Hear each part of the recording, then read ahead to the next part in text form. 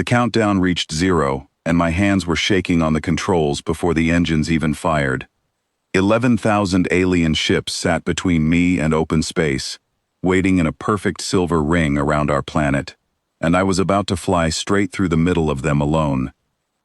My name is Ava Bennett, and 3 hours earlier, I had been eating a cold sandwich in a briefing room, listening to a scientist named Grace Whitfield explain why this plan was not as insane as it sounded.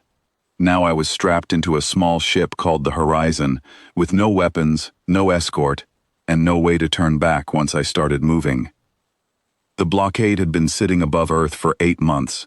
The aliens called themselves the Charn, and they had never once fired first. They did not need to. Every ship we sent up to challenge them had been destroyed within minutes, and after the 9th one exploded, our leaders finally stopped trying to fight and started trying to think. Grace was the one who noticed something strange in the wreckage of our lost ships.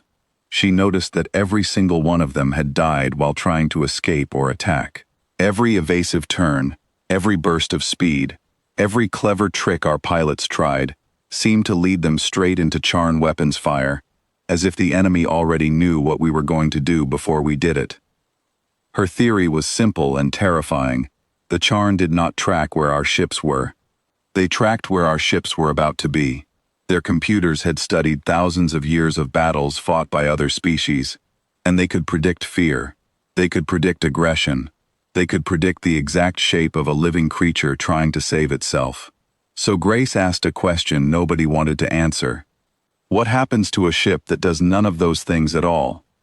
That question was why I was now flying in a straight line toward the largest fleet ever built, going slower than my own ship's top speed, broadcasting nothing but my name and my destination on an open channel, over and over again. The first ring of Charn cruisers appeared on my screen like a wall of dark metal, each one large enough to swallow 10 of our warships whole. I kept my hands steady on the controls, even though every part of my training screamed at me to turn, to dive, to do something, anything, other than keep flying straight ahead. "You're doing fine," said a voice in my ear. It belonged to Daniel Cole, the flight director back on Earth, watching my telemetry from a command center buried deep underground. "Hold your heading, hold your speed. Do not react to anything you see out there." "Easy for you to say," I whispered, watching 3 cruisers rotate slowly to face me as I passed beneath them. They did not fire, they simply turned, tracking me the way a person might turn their head to watch a strange animal walk across a field. I forced myself to breathe and kept moving forward, deeper into the fleet, past ships larger than cities, past shapes that did not look built so much as grown from some living metal I had never seen before. Minutes passed like hours. My display filled with warning lights as more and more Charn vessels adjusted their positions around me, but none of them opened fire. I began to understand what Grace had meant back in the briefing room. Their weapons were not the problem. Their predictions were the problem, and I was giving them nothing to predict. Then the real test arrived. A shape far larger than anything around it rose from the center of the fleet, blotting out the stars behind it. This was their flagship, the ship that had destroyed our entire battle group in under 4 minutes, all those months ago. My course would take me within 500 meters of its hull, close enough to see the fine ridges carved across its surface, close enough that if it decided to fire, there would be nothing left of me at all. "Ava," Daniel said quietly, "you don't have to keep going. We can still recalculate a path around it." I thought about turning. My whole body wanted to turn. But turning was exactly the kind of decision their computers were built to predict, and I understood, in that moment, that safety and survival were not the same thing anymore. "No," I said. "I'm going straight through."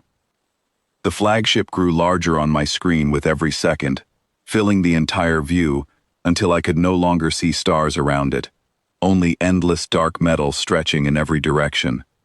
I kept my speed exactly the same. I kept broadcasting my name. I did not close my eyes, even though I wanted to. For 3 full seconds, nothing happened at all. Then something did happen, though it was not what I expected. A section of the flagship's hull shifted. panels sliding apart to reveal a soft blue light beneath, like an eye opening to look directly at me. I felt my stomach drop, certain this was the moment everything ended. Instead, the light simply watched. My ship passed within 500 meters of the great vessel, and it made no move to stop me, no move to destroy me. Nothing at all except that quiet blue light following my ship as I continued past it and out the other side. I did not celebrate. I did not even breathe easy.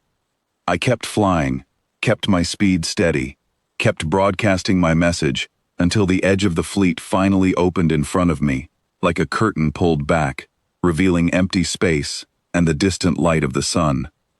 "You're clear," Daniel said, his voice cracking with something between disbelief and relief. "Ava, you're clear of the fleet." I did not answer right away. My hands were still locked around the controls, and it took a long moment before I could make my fingers loosen enough to set the ship on autopilot. Only then did I allow myself to shake, the fear I had been holding back for the last hour finally breaking through all at once.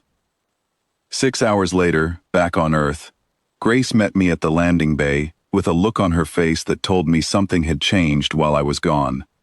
She did not smile.